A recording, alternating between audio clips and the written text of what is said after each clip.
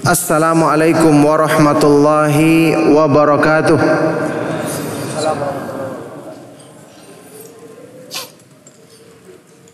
Innal hamdalillah nahmaduhu wa nasta'inuhu wa nastaghfiruh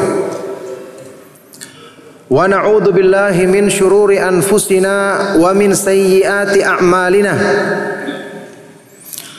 May yahdihillahu fala mudilla lahu wa may yudlil fala hadiyalah. Wa asyhadu an la ilaha illallah wahdahu la syarika lah. Wa asyhadu anna Muhammadan abduhu wa rasuluh. Ya ayyuhalladzina amanu taqullaha haqqa tuqatih wa la tamutunna illa wa antum muslimun. Ya ayyuhan nasu taqu rabbakumul ladzi khalaqakum min nafsin wahidah wa khalaqa minha zawjaha wa batha minhuma rijalan katsiran wa nisaa'a wattaqullaha alladzi tasaaluna bihi wal arham innallaha kana 'alaikum raqiba. Ya ayyuhalladzina amanu taqullaha wa qulu qawlan sadida yuslih lakum a'malakum wa yaghfir lakum dhunubakum wa may yuti'illaha wa rasulahu faqad faza fawzan 'azima. Amma ba'du fa inna asdaqal hadits kitabullah wa khairal huda huda Muhammadin sallallahu alaihi wa alihi wasallam wa syarrul umuri muhdatsatuha wa kullu muhdatsatin bid'ah wa kullu bid'atin dhalalah wa kullu dhalalatin finnar wa ba'du. Alhamdulillah, Bapak-bapak, ibu-ibu, ikhwan dan akhwat fiddin rahimakumullah, juga kaum muslimin, para pendengar Radio Tarbiyah Sunnah Bandung, hafizakumullah. Alhamdulillah, di sore hari yang berbahagia ini kita bersyukur kepada Allah Subhanahu wa taala. Kita senantiasa memuji dan menyanjungnya atas semua limpahan nikmat dan karunia-Nya. Kita bersyukur kepada Allah Subhanahu wa taala yang memudahkan kita untuk selalu menuntut ilmu, untuk selalu mengkaji permasalahan-permasalahan yang paling penting dalam agama kita. Masalah akidah tauhid, untuk menjadikan memperbaiki hubungan kita dengan Allah Subhanahu wa taala, dan alangkah butuhnya manusia untuk selalu memperbaiki hubungannya dengan Allah Subhanahu wa taala.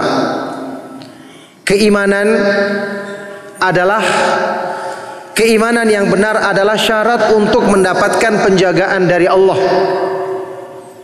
Innallaha yudafi'u 'anil ladzina amanu. Sesungguhnya Allah Subhanahu wa taala akan selalu membela, menjaga, melindungi hamba-hambanya yang beriman. Keimanan yang benar adalah syarat utama untuk selalu mendapatkan hidayah yang sempurna dari Allah Subhanahu wa taala. Innal ladzina amanu wa amilus solihati yahdihim rabbuhum biimanihim. Sesungguhnya orang-orang yang beriman dan selalu mengamalkan amalan soleh, maka Allah Subhanahu wa ta'ala Rabb mereka akan memberikan, selalu melimpahkan hidayah mereka dengan sebab keimanan mereka yang benar. Makanya pembahasan tauhid yang merupakan inti keimanan ini adalah pembahasan yang harus kita fokuskan sepanjang hidup kita. Dan terus kita berdoa kepada Allah Subhanahu wa taala agar diwafatkan di atas kalimat tauhid dalam ilmu dan amal. Dan juga sangat disayangkan, perkara iman adalah perkara yang mayoritas manusia, kebanyakan manusia masih terjerumus dalam penyimpangan masalah ini. Sehingga tidak ada alasan bagi seorang muslim untuk mengatakan Tidak perlu lagi pembahasan masalah tauhid atau penyimpangan yang berupa kesyirikan. Toh manusia sudah banyak yang diselamatkan dari hal itu. Ini adalah kedustaan. Jelas-jelas dibantah dalam firman Allah Subhanahu wa taala dalam surat Yusuf, "Wa ma yu'minu aktsaruhum billahi illa wa hum musyrikun." Dan tidaklah kebanyakan manusia beriman dengan benar kepada Allah kecuali dalam keadaan mereka masih melakukan perbuatan syirik. Ini keadaan mayoritas manusia. Imannya bermasalah. Kesyirikan masih menggerogoti diri mereka. Maka wajar kalau pertolongan dari Allah Subhanahu wa taala jauh pada diri mereka. Makanya dakwah harus difokuskan pada pembahasan tauhid. Mengagungkan Allah Subhanahu wa taala dengan pengagungan yang sebenarnya. Memuliakan Allah Subhanahu wa taala dengan kemuliaan yang pantas bagi keagungan dan kebesarannya.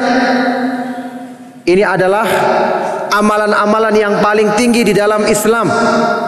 Menyimpang dalam hal mengagungkan Allah, memuliakan dengan pemuliaan yang semestinya diterangkan oleh sebagian dari para ulama, ya. Ini perbuatan dosa yang dosanya bisa jadi melebihi perbuatan syirik. Orang yang mensifati tentang Allah dengan sifat yang tidak menunjukkan kesempurnaan. Ingat, nama Allah itu maha indah. Bukan cuma indah, bukan cuma bagus, maha bagus. Arti maha indah adalah balighatun fil husni ghayataha, mencapai puncak dalam kemaha indahannya. Kadang-kadang manusia memikirkan sesuatu baik atau indah, Allah Subhanahu wa taala lebih daripada itu. Makanya tidak boleh kita menamakan Allah hanya berdasarkan apa yang kita pikirkan atau hanya berdasarkan istilah yang tersebar di masyarakat kita. Ini sikap lancang kepada keagungan dan kebesaran Allah. Disebutkan dalam surat Al-A'raf, ya, perbuatan seperti ini dosanya bisa melebihi dosa perbuatan syirik, sebagaimana yang diterangkan oleh Imam Ibnu Qayyim rahimahullah taala dalam kitab Fawaidul Fawaid.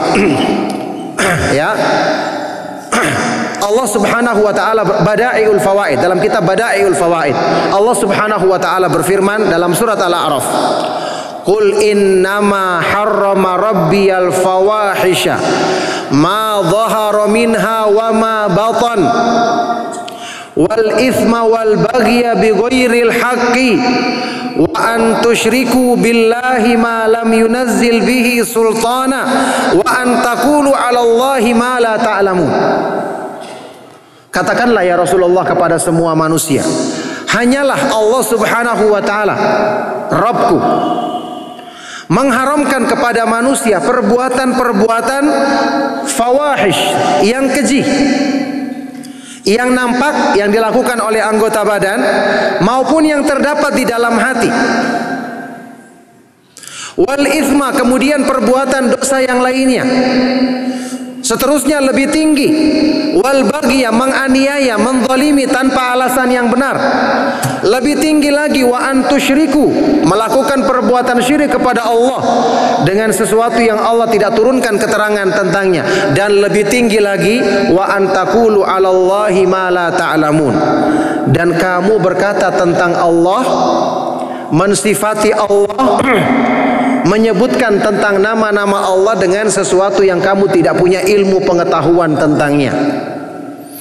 Ilmu tentang Allah dan sifat-sifatnya hanya yang bersumber dari Al-Quran dan Sunnah. Tidak ada tempat untuk ar-ra'yu atau ijtihad, pendapat manusia semata-mata. Karena sudah kita bahas tadi, nama-nama dan sifat Allah bukan cuma indah dan tinggi, tapi maha indah, maha tinggi. Kalau Rasulullah Sallallahu Alaihi Wasallam saja yang paling mengenal Allah, beliau tidak mengatakan tidak mampu mengungkapkan pujian yang pantas bagi keagungan dan kebesaran Allah, apalagi yang selain beliau. Nabi SAW pernah berdoa dalam hadis sahih riwayat Imam Muslim, "La uhsi thana'an 'alaika anta kama athnaita 'ala nafsik." Ya Allah, aku tidak mampu membatasi pujian dan sanjungan yang pantas bagimu. Engkau adalah seperti pujian dan sanjungan yang engkau peruntukkan bagi dirimu sendiri. Kalau penyimpangan seperti ini masih ada di masyarakat kita, dan masih banyak yang tidak menyadarinya bahwa itu adalah penyimpangan besar, maka tidak mungkin kemudian kita katakan pembahasan masalah tauhid dan syirik itu sudah tidak perlu lagi dikaji. Karena banyak orang yang sudah faham dan sedikit yang menyimpang dalam masalah ini. Ini jelas kekeliruan yang besar. Ayat Al-Quran menegaskan kebanyakan terjadi di kalangan manusia, ya, dalam keimanan mereka ternyata masih bercampur dengan kesyirikan. Dan antum tahu, ikhwan dan akhwat fiddin rahimakumullah, kaum muslimin, para pemerhati radio tarbiyah Sunnah Bandung rahimakumullah, kalau kita baca Al-Quran, di dalam Al-Quran ketika Allah subhanahu wa ta'ala membahas tentang kesyirikan, dan ini adalah ayat yang paling banyak mengingatkan tentang kesalahan manusia, yang paling banyak dibahas tentang kesyirikan adalah kesyirikan dalam hal berdoa dan menyeru, menjadikan sekutu dalam menyeru kepada Allah subhanahu wa ta'ala. Mayoritas perbuatan syirik itu banyak dalam urusan doa. Berarti banyak dalam urusan menjadikan tandingan atau sekutu dalam menyeru kepada Allah, menjadikan perantara dalam berdoa kepada Allah, atau menyeru kepada Allah subhanahu wa ta'ala dengan nama-nama dan sifat-sifat yang tidak sesuai dengan keagungan dan kebesarannya. Ini peringatan yang menunjukkan kepada kita, ketika banyak disebutkan di dalam Al-Quran, paling banyak disebutkan di dalam Al-Quran berarti apa? Paling banyak terjadi penyimpangan di kalangan manusia dalam masalah ini. Oleh karena itu sekarang kita mengkaji tema tentang tawassul antara engkau dan aku. Engkau di sini maksudnya adalah Allah subhanahu wa ta'ala, ya. Jadi antara Allah subhanahu wa ta'ala dengan hamba. Allah subhanahu wa ta'ala adalah zat yang maha pemurah, maha sempurna limpahan kebaikan dan karunia-Nya. Allah subhanahu wa ta'ala mampu berbuat apa saja kepada hambanya kalau dia menghendaki, dan tidak ada seorang pun yang bisa mencegahnya, karena dia maha kuat dan maha perkasa. Tidak ada seorang pun yang luput dari siksaannya kalau dia menghendaki untuk menyiksa hamba-hambanya. Wa anna dhananna allan nu'jizallaha fil ardi walan nu'jizahu haraba. Dan bahwasanya kami meyakini bahwa tidak ada seorang pun yang bisa luput dari kekuasaan Allah di muka bumi ini, dan tidak ada yang bisa berlari darinya. Oleh karena itu mendekatkan diri kepada Allah subhanahu wa ta'ala adalah satu-satunya jalan untuk selamat. Karena manusia akan kemana? Seorang hamba akan kemana? Kalau dia ingin menyelamatkan diri dari kemurkaan Allah subhanahu wa ta'ala yang menguasai alam semesta beserta isinya. Nah, oleh karena itulah, karena Allah subhanahu wa ta'ala maha pemurah, maha pengasih lagi maha penyayang, dan dia sendiri yang berfirman di dalam Al-Quran, ya, kataba rabbukum ala nafsihir rahmah, Allah menetapkan bagi dirinya sifat rahmat. Kemudian di dalam hadis yang sahih riwayat Imam Bukhari, Allah subhanahu wa ta'ala berfirman dalam hadis kursi, ya ibadi inni haramtu dzulma ala nafsi wa ja'altuhu bainakum muharraman fala tadzalamu. Wahai hamba-hambaku, sesungguhnya aku mengharamkan sifat zalim pada diriku. Pada Allah subhanahu wa ta'ala, dia mengharamkan kezaliman pada dirinya sendiri, padahal dia mampu berbuat apa saja. Dan aku jadikan kezaliman itu haram bagi dirimu, maka janganlah kalian saling menzalimi. Allah Subhanahu wa ta'ala dengan sifat maha pemurahnya menjadikan manusia itu dimudahkan untuk mendekatkan diri kepadanya. Tidak perlu perantara.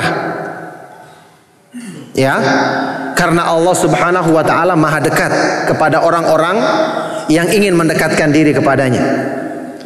Allah Subhanahu wa ta'ala maha sempurna pendengarannya sehingga tidak perlu perantara waktu kita ingin berdoa kepadanya. Allah Subhanahu wa ta'ala maha sempurna pemberiannya sehingga setiap hamba yang butuh dan menyampaikan kebutuhannya kepada Allah, apalagi dengan penyampaian yang sungguh-sungguh, maka Allah Subhanahu wa ta'ala tidak akan menolaknya. Coba lihat makna firman Allah Subhanahu wa ta'ala dalam Al-Quran, dalam ayat yang kita kenal bersama dalam surat Al-Baqarah. Wa idza sa'alaka ibadi anni fa inni qarib ujibu da'watad da'i idza da'an falyastajibu li wal yu'minu bi la'allahum yarshudun. Dan jika hamba-hambaku bertanya kepadamu wahai Rasulullah tentang aku, tentang Allah, maka katakanlah sesungguhnya aku maha dekat. Allah Subhanahu wa ta'ala maha dekat, padahal dia maha tinggi di atas semua makhluknya, tinggi di atas arsy-Nya. Allah Subhanahu wa ta'ala maha dekat karena pendengarannya maha sempurna, pengawasannya, penglihatannya maha sempurna, pengabulannya terhadap doa hamba-hambanya sangat dekat. Itu makna Al-Qarib. Di antara nama Allah Subhanahu wa ta'ala adalah Al-Qarib, yang maha dekat. Maka katakanlah sesungguhnya aku maha dekat, aku akan menjawab seruan orang-orang yang berdoa kepadaku ketika dia menyeru, meminta, memohon kepadaku. Maka hendaknya mereka memenuhi seruanku dan beriman kepadaku agar mereka selalu mendapatkan petunjukku, selalu mengikuti jalan yang benar. Allah maha mengetahui bahwa manusia itu punya banyak kebutuhan, urusan dunia apalagi urusan agama. Allah maha mengetahui seandainya manusia tidak ditolong oleh Allah, maka dia akan binasa, maka dia akan celaka. Allah maha mengetahui bahwa manusia itu butuh untuk selalu berdoa kepada Allah, makanya Allah jadikan pengabulan doa itu dekat. Allah mudahkan manusia itu untuk memohonkan hajatnya kepada Allah Subhanahu wa ta'ala. Allah maha mengetahui. Dia yang berfirman dalam Al-Quran, ya ayyuhan nasu antumul fuqara'u ilallahi wallahu huwal ghaniyul hamid. Wahai sekalian manusia, kalian adalah hamba-hamba yang fakir, yang miskin, penuh dengan kekurangan dan kebutuhan kepada Allah. Dan Allah Subhanahu wa ta'ala dialah yang maha kaya lagi maha terpuji. Makanya urusan doa Allah tidak akan persulit. Allah tidak akan persulit. Orang yang berdoa kepada Allah dengan sungguh-sungguh, Allah Subhanahu wa ta'ala malu untuk menolaknya. Iya kan? Di antara sifat Allah Subhanahu wa ta'ala yang maha sempurna, namanya yang maha indah adalah Al-Hayyu, maha pemalu. Yakni malu menolak orang yang hamba yang memohon sungguh-sungguh kemudian tidak dikabulkan. Ini menunjukkan sempurnanya rahmat Allah. Padahal kepemilikan atas segala sesuatu ada di tangannya, dia yang punya. Tapi dia juga yang malu ketika hamba meminta kemudian tidak dikabulkannya. Di dalam hadis yang sahih, Rasulullah sallallahu alaihi wasallam pernah bersabda, "Inna rabbana hayyun karim, yastahyi an yabsutal abdu ilaihi yadaihi fayaruddahuma sifran." Sesungguhnya Rabb kita Allah Subhanahu wa ta'ala maha pemalu, lagi maha pemurah, maha dermawan, maha luas pemberiannya. Allah merasa malu ketika seorang hamba mengangkat kedua tangannya kepadanya, berdoa sungguh-sungguh, kemudian ditolak dengan hampa, tidak dikabulkan permintaannya. Nah, zat yang seperti ini keadaannya tidak membutuhkan perantara untuk meminta kepadanya. Yang dibutuhkan adalah Anda meminta dengan sungguh-sungguh dan menyadari bahwa kita butuh, serta meyakini bahwa zat yang kita minta memang maha kuasa untuk memenuhi kebutuhan kita. Oleh karena itu, ya, berdoa kepada Allah Subhanahu wa taala harusnya kita mulai dengan kebaikan-kebaikan yang mendatangkan keridhaannya. Harusnya kita mulai dengan melakukan sebab-sebab pendekatan-pendekatan yang memudahkan kita untuk mendapatkan perhatiannya. Ini harusnya dipikirkan oleh seorang hamba. Makna dari ayat tadi, "Falyastajibuli", maka hendaknya hambaku ini menjawab seruanku. Karena supaya kamu dekat dengan Allah. Kalau kamu dekat dengan Allah akan dimudahkan segala kebutuhanmu. "Wal yu'minu bi la'allahum yarshudun", dan hendaknya mereka beriman kepadaku supaya mereka selalu mendapatkan bimbingan, selalu di atas jalan yang benar. Sebagian orang ketika dia salah faham dalam mendekatkan diri kepada Allah Subhanahu wa taala atau dalam berdoa, timbul kesalahfahamannya itu dari kias atau analogi yang batil. Apa itu? Dia menyerupakan Allah Subhanahu wa taala dengan makhluk. Kalau kita ingin menyampaikan kebutuhan kita kepada orang kaya, kepada seorang raja, kita ingin meminta kepada pemimpin untuk dipenuhi kebutuhan kita, tidak bisa langsung. Kita harus dekati dulu orang dekatnya. Kita harus punya orang dalam supaya disampaikan kebutuhan kita. Betul, ini berlaku untuk kalangan makhluk. Kenapa? Makhluk terbatas pengetahuannya. Tidak akan mungkin seorang raja mengetahui semua hajat hamba-hambanya atau masyarakatnya. Dia butuh ada yang menyampaikan. Ya, kemudian pendengarannya terbatas, kemampuannya untuk memenuhi hajat juga terbatas. Ketika ini diterapkan pada hak Allah Subhanahu wa taala, keliru dan tidak benar. Kerancuan ini ternyata dulu terjadi pada diri orang-orang musyrik. Dan inilah inti perbuatan syirik yang sesungguhnya. Inti perbuatan syirik yang sesungguhnya. Apa artinya syirik? Menjadikan sekutu. Bukan dia hanya menyembah kepada berhala, tidak. Dianggap berhala ini adalah perantara, sekutu dalam beribadah, menyampaikan hajatnya kepada Allah. Ya, makanya Allah Subhanahu wa taala berfirman mengungkapkan alasan dari orang-orang musyrik ini yang disebutkan di ayat Al-Qur'an. Allah Subhanahu wa taala berfirman, "Walladzina ittakhadhu min dunihi awliya ma na'buduhum illa liyuqarribuna ilallahi zulfa." Dan orang-orang yang menjadikan sekutu-sekutu, penolong-penolong selain Allah, ketika mereka menyembah sembahan-sembahan selain Allah, mereka mengatakan alasannya apa? Kami tidak menyembah sembahan-sembahan tersebut kecuali supaya mereka mendekatkan kami kepada Allah dengan sedekat-dekatnya.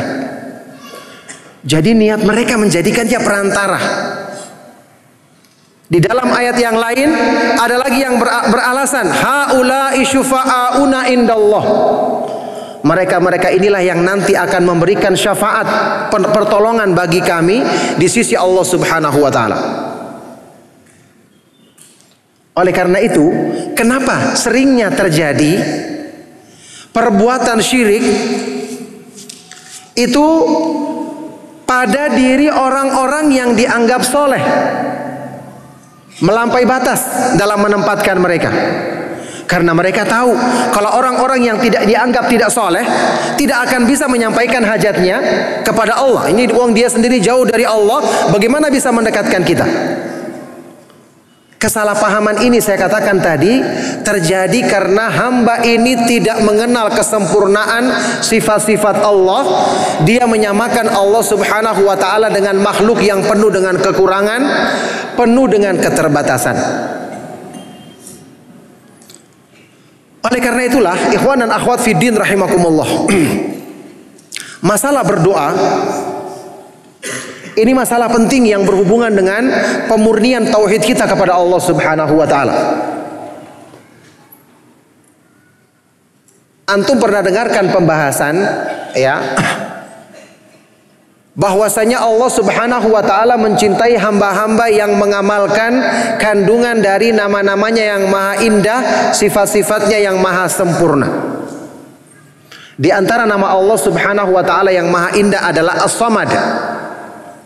As-Samad artinya yang maha sempurna sifat-sifatnya, yang semua hamba menghadapkan diri kepadanya dengan segala kebutuhan mereka. Orang yang selalu berdoa benar-benar dia mengamalkan kandungan dari nama Allah yang maha indah ini. Oleh karena itu orang yang selalu berdoa, dia telah mewujudkan tauhid yang sempurna, penghambaan diri yang sempurna kepada Allah. Kenapa? Dia tahu yang maha kuasa memenuhi segala kebutuhannya dalam urusan-urusan dunia, apalagi urusan-urusan agamanya adalah Allah Subhanahu wa taala. Dia mengetahui Allah Subhanahu wa taala dialah yang pantas untuk dimintai dalam segala keadaan dan kebutuhan manusia. Dia mengetahui, hamba ini mengetahui Allah Subhanahu wa taala maha dekat, maka dia selalu menyampaikan permohonan, permintaan kepada Allah tanpa perantara dalam segala kebutuhan yang dihadapinya. Makanya memahami makna tawassul dengan benar ini sangat diperlukan. Kita lihat, ini ibadah yang agung, ibadah yang besar. Tapi banyak orang yang keliru dan menyelewengkan maknanya. Perbuatan syirik yang terjadi dalam masalah ini sudah kita bahas tadi, adalah yang paling banyak diperingatkan dalam Al-Quran. Melampaui batas terhadap orang-orang yang soleh, akhirnya menjadikan berdoa di kuburan mereka dalam rangka bertawassul, dalam rangka katanya menunaikan kewajiban mencintai orang-orang yang soleh. Terjadi penyimpangan, kesyirikan karena alasan yang keliru seperti ini. Coba kita lihat di dalam Al-Quran, Allah Subhanahu wa taala memerintahkan kita untuk bertawassul. Betul, tawassul artinya mengambil sarana untuk mencapai tujuan. Dari kata-kata wasilah. Wasilah itu artinya sarana yang mengantarkan kita kepada tujuan. Allah Subhanahu wa taala berfirman dalam surat Al-Maidah, Ya ayyuhalladzina amanu taqullaha wabtagu ilaihil wasilata wajahidu fi sabilihi la'allakum tuflihun. Wahai orang-orang yang beriman, wahai orang-orang yang beriman, bertakwalah kamu kepada Allah dan carilah wasilah, sebab yang memudahkan kamu semakin dekat dengannya, semakin mudah dikabulkan doamu. Wajahidu fi sabilihi la'allakum tuflihun, dan berjihadlah dengan benar di jalan Allah Subhanahu wa taala supaya kamu mendapatkan keberuntungan. Ini yang banyak disalahpahami tentang ayat ini. Carilah wasilah untuk mendekatkan diri kepada Allah. Mereka artikan wasilah itu dengan menjadikan perantara makhluk untuk disampaikan kebutuhan mereka dengan perantaraan makhluk ini kepada Allah Subhanahu wa taala. Seolah-olah Allah Subhanahu wa taala tidak bisa langsung mendengarkan permohonan hambanya. Seolah-olah Allah Subhanahu wa taala tidak bisa mengetahui Padahal dia adalah yang maha sempurna ilmu pengetahuannya, mengetahui sampai yang tersembunyi di dalam hati manusia. Innallaha alimun bidzatis sudur. Sesungguhnya Allah Subhanahu wa taala maha mengetahui apa yang tersembunyi di dalam hati manusia. Tawassul yang disebutkan dalam ayat ini yang kita diperintahkan untuk mencarinya, kita lihat dari pengertiannya. Tadi maknanya secara bahasa, tawassul itu adalah ittikhadul wasilah, mengambil sarana untuk mencapai sesuatu. Menjadikan sarana untuk mencapai tujuan. Itu namanya tawassul. Dalam hal ini, untuk pengertiannya secara syar'i, seperti yang disebutkan dalam tafsir Ibnu Katsir, menukil pernyataan dari seorang imam besar dari kalangan tabi'in, Imam Qatadah Ibnu Di'amah As-Sadusi Al-Basri rahimahullahu taala. Beliau menyebutkan makna tawassul dalam ayat ini artinya adalah taqarrabu ilaihi bi ta'atihi wa amali ma yurdihi. Dekatkanlah dirimu kepada Allah dengan mengamalkan ketaatan dan melakukan amalan yang mendatangkan keridhaannya.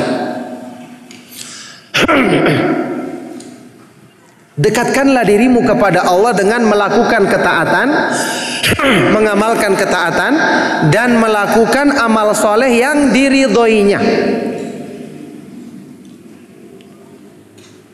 Ingat, untuk mendekatkan diri kita kepada Allah Subhanahu wa taala, sudah kita bahas, tidak sama dengan cara mendekatkan diri kepada makhluk. Kalau makhluk kita perlu datang mendekat, kita perlu perantara, ya, kita perlu orang dalam untuk menyampaikan hajat kita. Allah Subhanahu wa taala tidak butuh semua itu. Allah Subhanahu wa taala di atas langit ketujuh bisa mendengarkan doanya seorang hamba lebih daripada hamba itu mendengar dengan telinganya sendiri. Antum ingat kisah tentang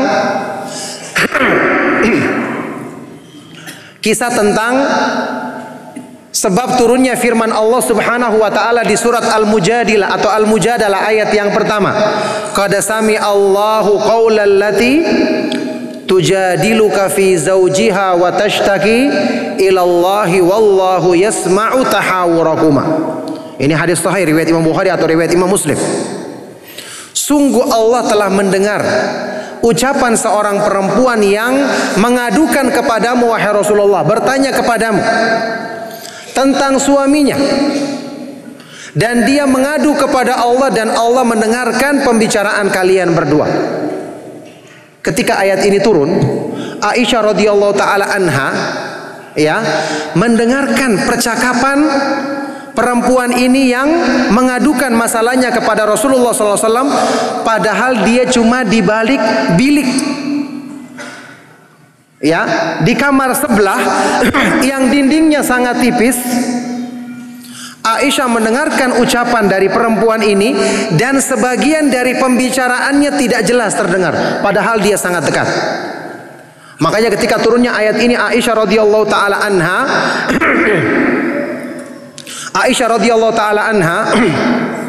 berkata, ya, alhamdulillah, segala puji bagi Allah yang pendengarannya meliputi semua yang diucapkan oleh makhluknya, padahal saya saja yang jaraknya dekat dengan perempuan tersebut ketika berbicara. Qad khafiya alayya ba'du ma qalat. Sungguh sebagian dari apa yang diucapkannya tidak saya dengar dengan baik. Ini menunjukkan Allah Subhanahu wa taala tidak seperti makhluk yang untuk menyampaikan hajat kita perlu ada orang yang menyampaikannya dari jarak dekat. apalagi pengawasan makhluk yang tidak sempurna sehingga kebutuhan hambanya tidak diketahuinya. Justru inilah yang menjadikan makhluk itu kenapa tenang ketika dia berdoa kepada Allah, karena dia mengetahui dimanapun dia berada, berbisik sepelan apapun dia dalam doanya, Allah subhanahu wa ta'ala tetap maha mendengarkan. Cukup dengan ini saja kita sudah tahu, tidak pantas kita itu menyandarkan diri kita kepada makhluk. Tidak pantas untuk selalu kita meminta kepada makhluk. Nabi Ibrahim alaihi salatu wassalam sebagai imamul hunafa, imamnya para ahli tauhid. Kenapa dikatakan demikian? Karena keteguhan beliau dalam membela tauhid dan ketegasan beliau menentang perbuatan syirik, serta kuatnya argumentasi yang beliau sampaikan untuk membantah perbuatan syirik, di antaranya dalam permasalahan seperti ini. Di dalam Al-Quran, Nabi Ibrahim ketika datang kepada kaumnya yang menyembah kepada selain Allah, dia mengatakan apa? Qala hal yasma'unakum idh tad'un? Apakah berhala-berhalamu ini bisa mendengarkan permintaan kamu, permintaan kalian kalau kamu menyeru kepadanya? Kalau kalian jauh misalnya, dikepung oleh musuh di tengah lautan hampir tenggelam, kalian menyeru, bisa enggak berhala-berhala ini mendengarkan? Tidak bisa. Jarak jauh saja sudah sulit mendengarkan, apalagi yang sangat jauh. Au yanfa'unakum au yadurrun. Kalaupun bisa mendengarkan, apakah berhala-berhala ini bisa mendatangkan kemanfaatan bagimu atau madaratkanmu? Coba kita bayangkan makna tawassul kalau kita renungkan dengan baik, ya, makna kesempurnaan sifat-sifat Allah menjadikan kita tenang dimanapun kita berada. Kita mau di tengah hutan sendirian, Allah subhanahu wa ta'ala ar-Raqib maha mengawasi, As-Sami maha sempurna pendengarannya. Kita bisa memohon kepada dia. Ya, kita mau di tengah lautan dalam keadaan terjepit sendirian, Allah subhanahu wa ta'ala maha mendengar. Kalau kita seandainya telah mengusahakan kedekatan dengannya, doa yang benar kepadanya, yang dengan itu dia memberikan perhatian kepada kita, dimanapun kita berada kita akan selalu tenang dan tidak ada yang kita takutkan, karena kita tahu Allah subhanahu wa ta'ala yang selalu maha kuasa menolong kita, dekat dengan kita dan mudah memenuhi permohonan-permohonan kita. Makanya doa ini kalau kita perbaiki dengan benar menjadi sebab perhatian Allah kepada hamba. Qul ma ya'ba'u bikum rabbi laula du'aukum. Katakanlah, sesungguhnya Allah subhanahu wa ta'ala tidak akan memperdulikan, memberikan perhatian kepadamu kalau bukan karena doa-doa yang kamu panjatkan kepadanya.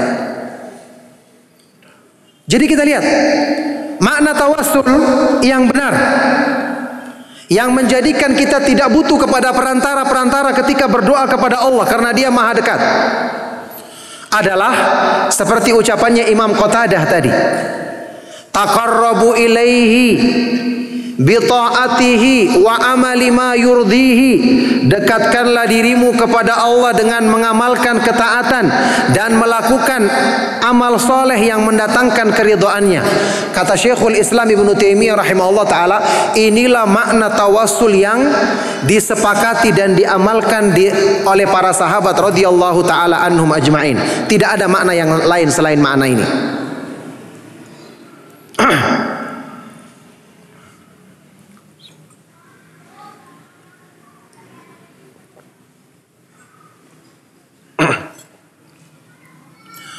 Oleh karena itulah, ikhwan dan akhwat fiddin rahimakumullah, kenapa sewaktu kita berdoa kepada Allah subhanahu wa ta'ala, kita diantara adabnya adalah kita tidak perlu berdoa dengan suara yang keras, cukup dengan suara yang pelan. Beda kalau antum panggil makhluk. Kalau jauh sedikit antum harus berteriak, karena makhluk terbatas pendengarannya. Ya, ketika dalam satu keadaan Rasulullah Sallallahu Alaihi Wasallam sedang melakukan perjalanan bersama para sahabat radhiyallahu taala anhum ajma'in. Kemudian sebagian dari para sahabat waktu itu menyebutkan doa dengan suara yang keras. Rasulullah SAW bersabda, "Irba'u ala anfusikum." Pelan-pelanlah, ucapkanlah, cukup didengarkan oleh dirimu sendiri. Innalladzi tad'unahu aqrabu ila ahadikum min unuki rahilatih. Sesungguhnya zat yang kalian sedang seru, Allah Subhanahu wa taala, itu lebih dekat kepada salah seorang di antara kamu daripada leher hewan tunggangannya. Tidak perlu dengan cara yang seperti itu. Allah Subhanahu wa taala, yang penting kamu memohon dan menunjukkan kesungguhan dalam meminta kepadanya, maka Dia mendengarkan, Maha mendengarkan dan Maha kuasa untuk memenuhi permohonan dari hamba-hambanya tersebut. Maka di sini kita pahami makna tawassul yang benar.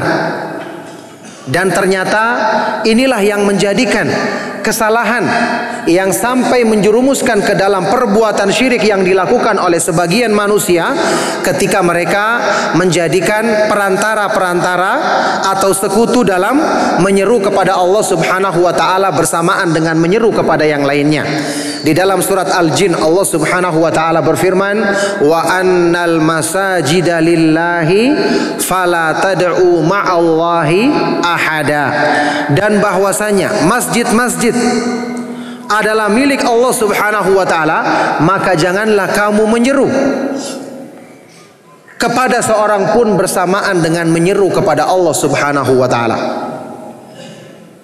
Oleh karena itu, setelah kita mengetahui inilah makna tawassul, maka di dalam Islam contoh-contoh tawassul yang benar untuk memudahkan kita semakin dekat kepada Allah, memudahkan doa kita dikabulkan oleh Allah Subhanahu wa taala, banyak diterangkan di dalam ayat-ayat Al-Qur'an dan hadis-hadis yang sahih dari Rasulullah sallallahu alaihi wasallam.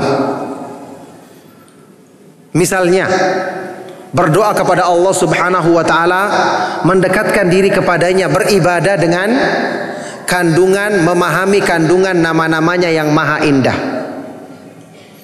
Ini termasuk sebaik-baik tawassul. Karena menyebutkan nama-nama Allah yang maha indah, menyebutkan sifat-sifat kesempurnaannya, ini adalah amalan yang paling dicintai oleh Allah Subhanahu wa taala.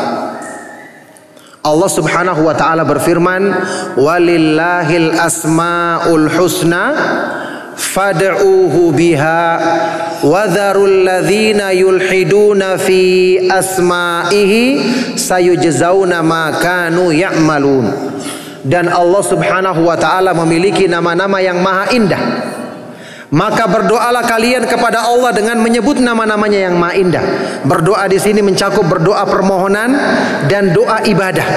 Beribadahlah kalian kepada Allah dengan konsekuensi nama-namanya yang maha indah.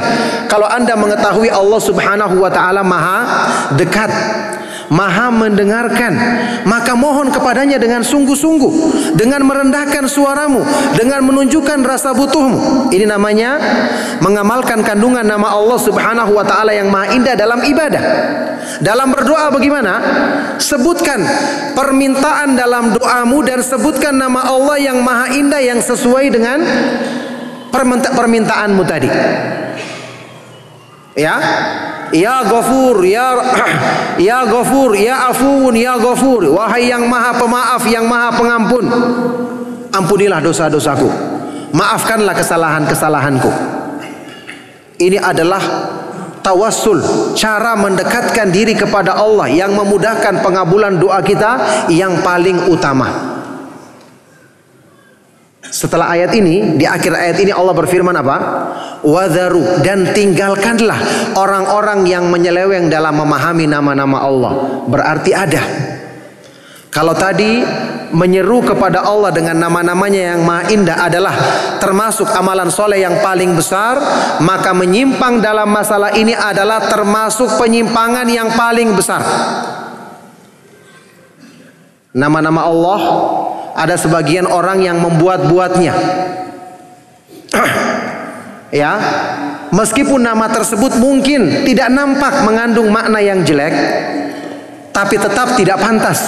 Karena semua yang pantas bagi keagungan, kemahaagungan dan kemahabesaran Allah cuma yang Allah sebutkan untuk dirinya di dalam ayat-ayat Al-Quran dan hadis-hadis yang sahih dari Nabi SAW. Maka tidak boleh menambahkan sesuatu yang tidak disebutkan oleh Allah Subhanahu wa taala. Lebih bagus kita hanya mengikuti yang terdapat di dalam dalil. Ya, adapun kita mengartikannya dengan makna-makna yang mungkin ya mengikuti istilah-istilah sekarang, itu belum tentu mengandung makna maha sempurna, mengandung makna maha indah.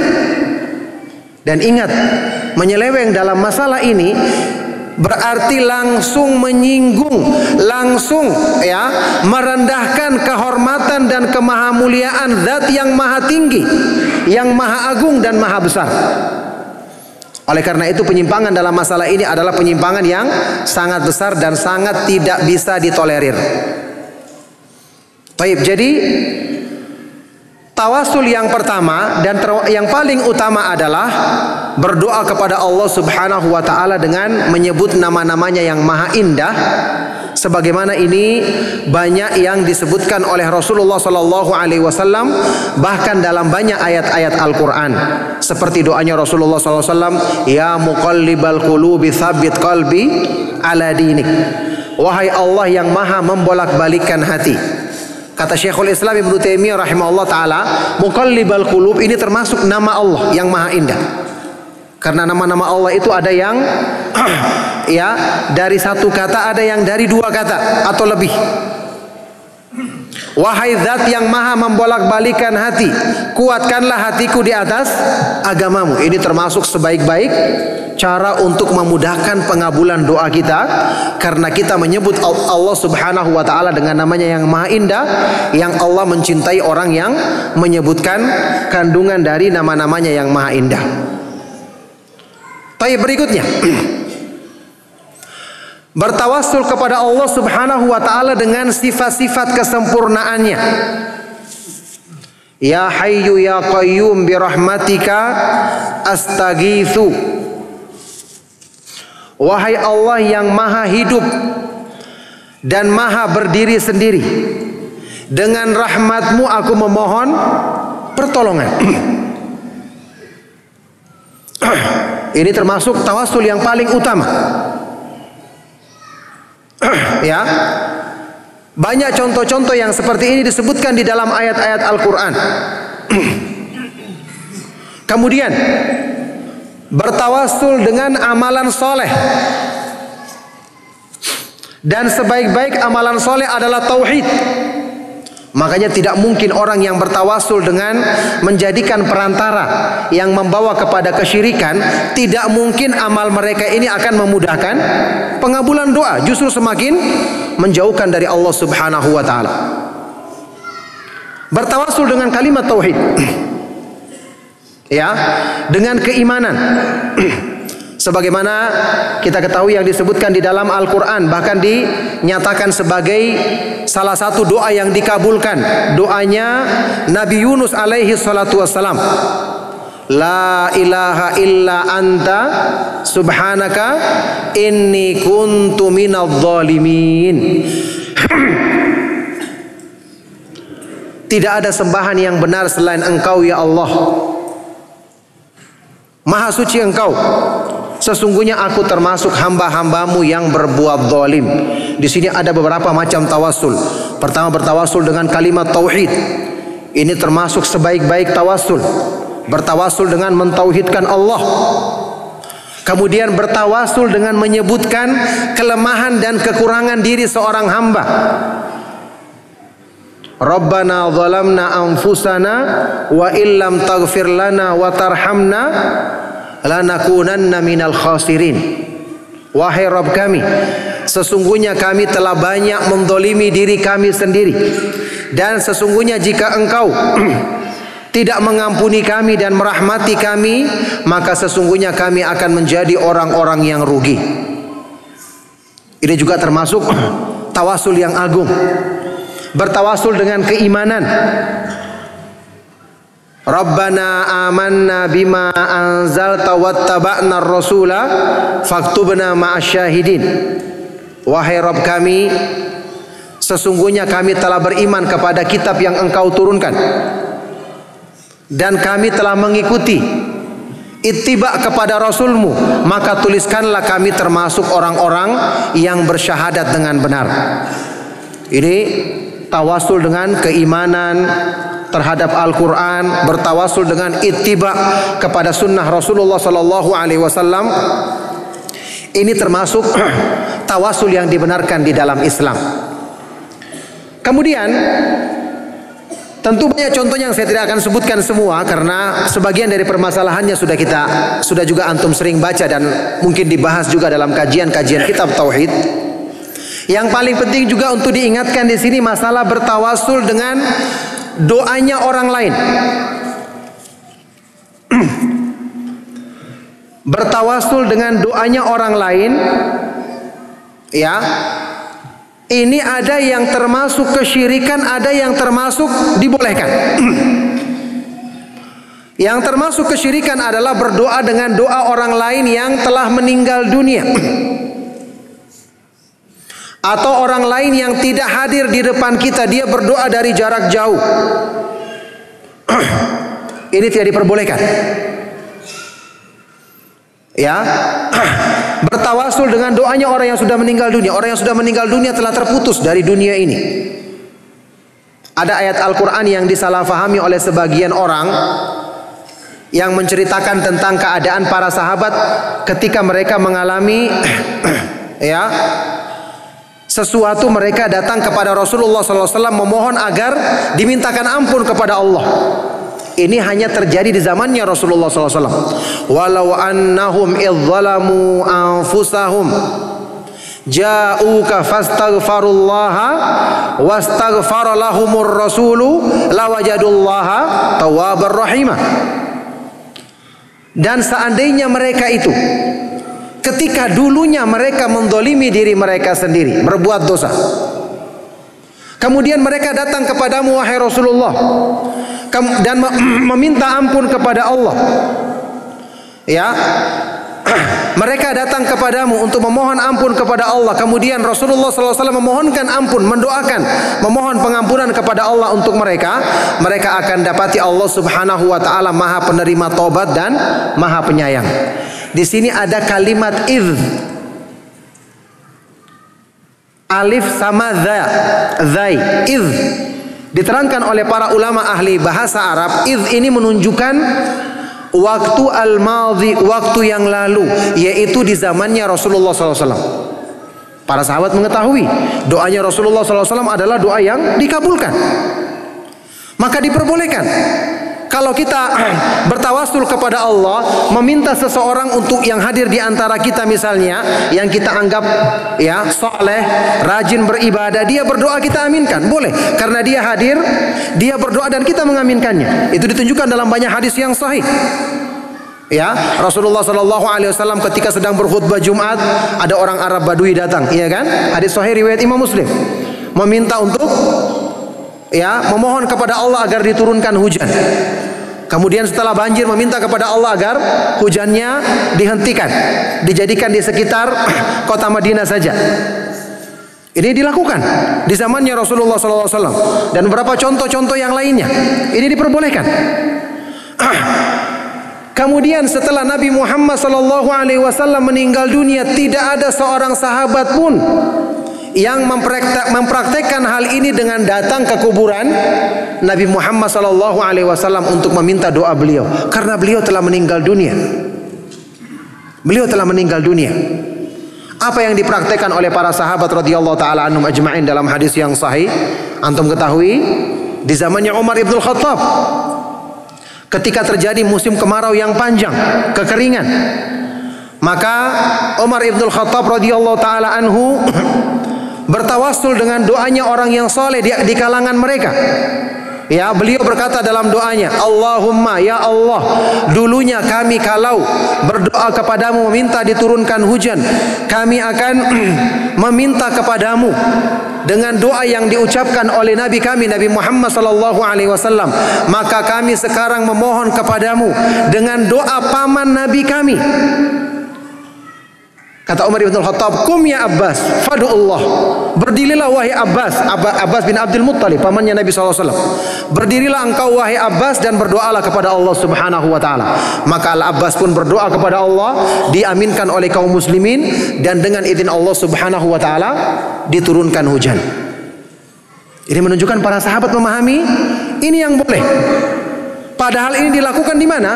Di Madinah, di Masjid Nabawi, dekat dengan kuburannya Nabi Shallallahu Alaihi Wasallam. Seandainya mereka menganggap itu boleh, tidak akan mungkin mereka berpaling kepada yang selain Nabi Shallallahu Alaihi Wasallam dalam urusan-urusan yang besar seperti ini. Seandainya itu diperbolehkan. Berikutnya di dalam riwayat yang sahih yang terjadi di zamannya sahabat siapa? Muawiyah ibnu Abi Sufyan. Peristiwa yang sama ketika terjadi musim kemarau. Ya, Muawiyah bin Abi Sufyan sebagai khalifah ya di Syam pada waktu itu berdoa kepada Allah Subhanahu wa taala untuk meminta diturunkan hujan, dan beliau kemudian mencari orang yang dianggap paling soleh di kalangan mereka pada waktu itu tabi'in, yang bernama Yazid ibnul Aswad al-Jurashi. Yazid ibnul Aswad al-Jurashi dipanggil untuk maju ke depan, dan dia berdoa, diaminkan oleh kaum muslimin, kemudian dengan izin Allah Subhanahu wa taala diturunkan hujan. Karena mereka mewujudkan tauhid dengan benar. Ya, berdoanya sungguh-sungguh kepada Allah Subhanahu wa taala. Maka Allah Subhanahu wa taala memudahkan pengabulan dari doa-doa mereka. Oleh karena itulah, ikhwan dan akhwat fiddin rahimakumullah, serta kaum muslimin para pendengar Radio Tarbiyah Sunnah Bandung, a'azzakumullah. Maka di sini penting untuk kita perhatikan bahwa makna tawassul yang benar dan praktek yang benar itu adalah timbulnya dari pengetahuan kita dan keyakinan kita tentang kesempurnaan nama-nama dan sifat-sifat Allah Subhanahu wa taala. Kita tidak akan meminta kepada selain Allah, bergantung kepada selain Allah, atau merasa butuh untuk menjadikan perantara dalam meminta kepada Allah Subhanahu wa taala. Seandainya kita mengenal sifat-sifat kesempurnaannya, bahwa Dia Al-Qarib yang maha dekat dengan hamba-hamba yang selalu mendekatkan diri kepadanya, bahwa Dia adalah maha sempurna pendengarannya, penglihatannya, pengawasannya, dan bahwa Dia adalah maha mengabulkan permohonan hamba-hamba yang selalu memohon dan meminta kepadanya. Maka inilah makna tawassul yang disyariatkan, dan inilah makna menjadikan perantara untuk mendekatkan diri kepada Allah Subhanahu wa taala. Tidak ada yang lebih utama untuk mendekatkan diri kepadanya adalah melebihi dari mentauhidkannya dan beriman dengan benar kepadanya, mempraktekkan dari kandungan nama-namanya yang maha indah dan sifat-sifatnya yang maha sempurna. Maka semoga Allah Subhanahu wa taala menjadikan kajian yang ringkas ini ya bermanfaat untuk meluruskan keyakinan yang keliru yang mungkin masih ada pada sebagian dari saudara-saudara kita. Semoga Allah Subhanahu wa taala menetapkan kita di atas tauhid yang benar sampai kita meninggal dunia menghadapnya.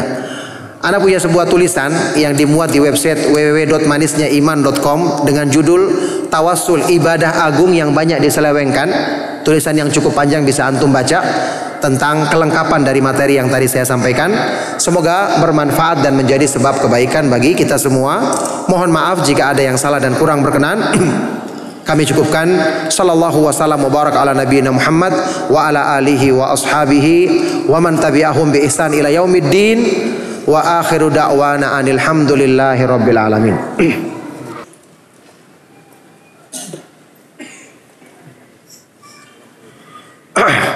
Apa makna dekat Allah dengan makhluk? Apakah dekat secara zat atau makna dekat yang hanya Allah saja yang mengetahuinya? Ya, tidak mungkin dekat dengan zat. Allah Subhanahu wa taala maha dekat. Itu diartikan oleh para ulama, ini maknanya kedekatan yang khusus. Karena ketika Allah menyebutkan sifat maha dekat, itu hanya untuk orang-orang yang beribadah kepadanya.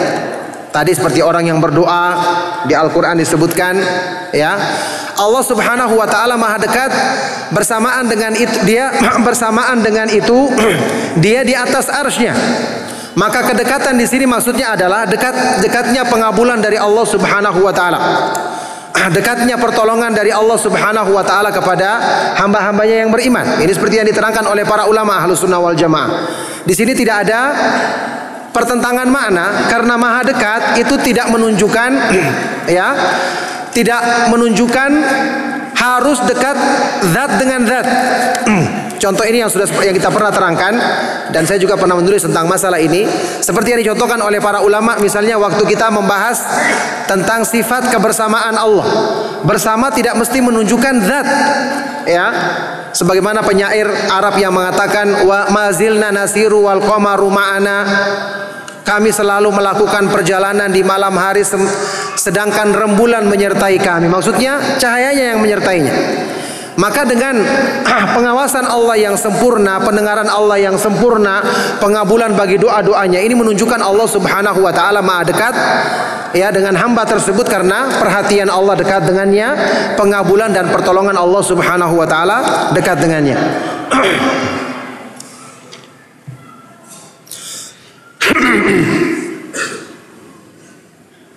Apakah mensifati Allah dengan nama yang tidak semestinya termasuk perbuatan istihza? Iya, termasuk. Ya, sebagian orang-orang ahlul filsafat mensifati Allah dengan al-illatul fa'ilah, penyebab yang menentukan. Secara makna apa jeleknya, tapi ini diingkari dengan keras oleh para ulama karena Allah tidak menamakan dirinya dengannya. Jadi belum tentu makna nama tersebut kita anggap atau kita langsung ketahui dengan segera tentang keburukannya, ya. Tapi ingat, nama Allah itu bukan cuma indah, tapi Dia Maha Indah. Adapun nama yang diciptakan oleh manusia, kadang-kadang kita merasa, oh ini menunjukkan arti sempurna. Misalnya orang mengatakan Allah itu Maha Jenius. Tidak butuh kita dengan nama seperti ini. Kalau untuk manusia mungkin sempurna, cerdas, tapi Allah Subhanahu wa taala cukup dengan namanya. Dia adalah Al-Alim Al-Khabir, Maha sempurna ilmunya, Maha terinci pengetahuannya. Ini sudah menunjukkan kemahasempurnaan karena Allah yang menamakan diri dengannya, dan Dialah yang mengetahui kemahaindahan yang pantas bagi keagungan dan kebesarannya. Nah,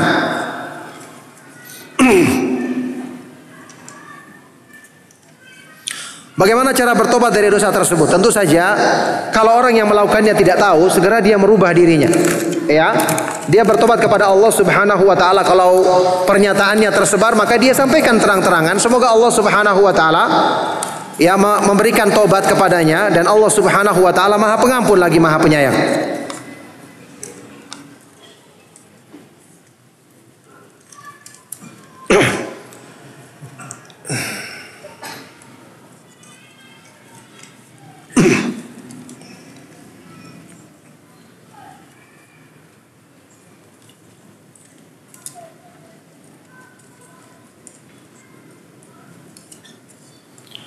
Berdoa sungguh-sungguh dalam setiap sujud salat sunnah untuk semua keperluan. Bukan cuma salat sunnah, salat yang wajib juga. Jangan dibatasi.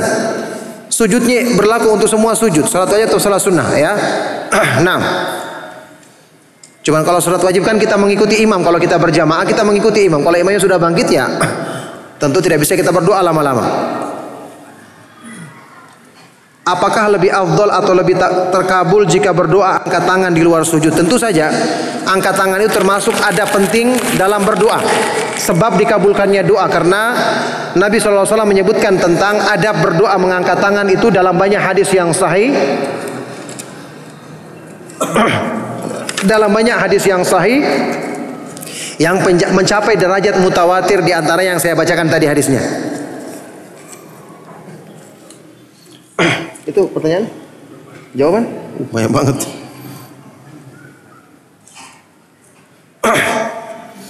Bagaimana dengan ungkapan tidak ada yang mustahil bagi Allah? Ya, tidak ada yang tidak mungkin bagi Allah.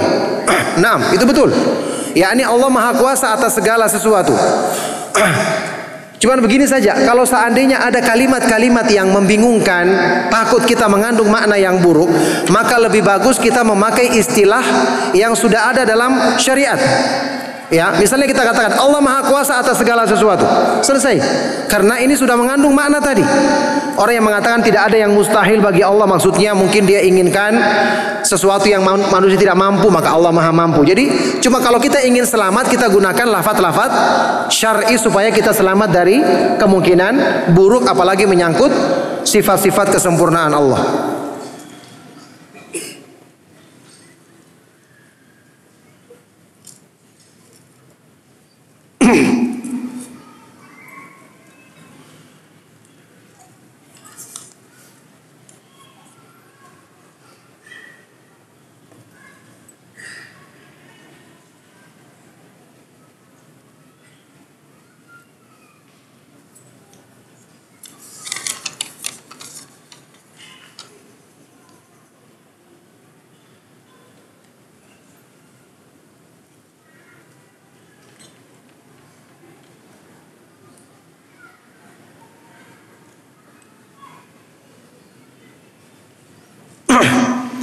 Melihat banyaknya riwayat tentang Umar bin Khattab minta agar Abbas berdoa lalu diaminkan oleh kaum muslimin, menunjukkan bahwa pada kondisi itu doa bersama.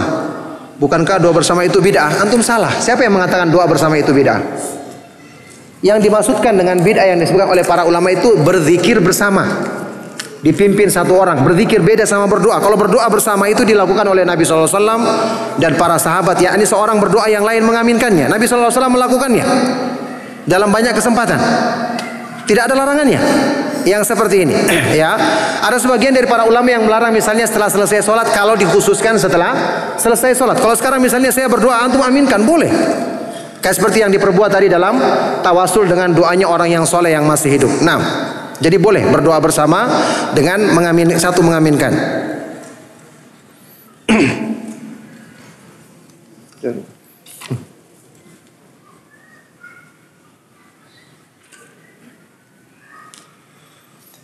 Bagaimana cara mengucapkan terima kasih kepada orang yang telah menolong berbuat baik kepada kita agar tidak terjerumus ke dalam kesyirikan? Pertama, orang yang berbuat kebaikan, kata Rasulullah SAW, man sana'a ilaikum ma'rufan fakafi'uhu, yang berbuat baik kepadamu maka balaslah. Kalau tidak mampu maka doakanlah, ucapkanlah jazakallahu khairan, semoga Allah membalasmu dengan kebaikan. Ini lepas dari perbuatan syirik, karena kita berterima kasih kepada dia dengan meminta kepada Allah yang membalas kebaikannya. Nah,